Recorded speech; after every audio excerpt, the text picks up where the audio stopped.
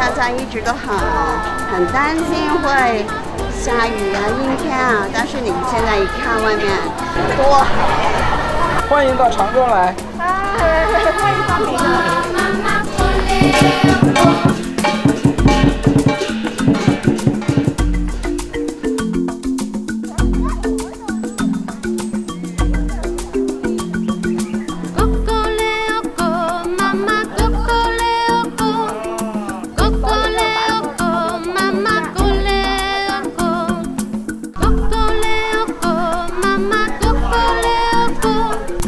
迎光临。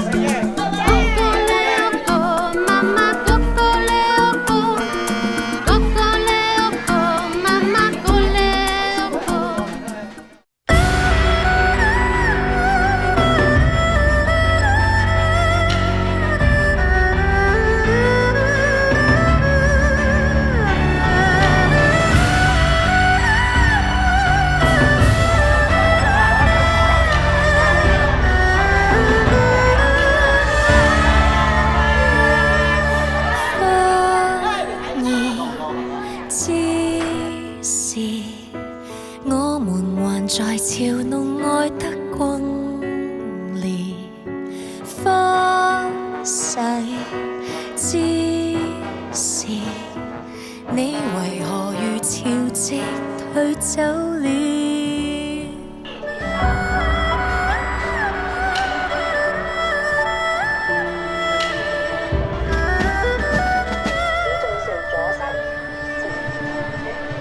只為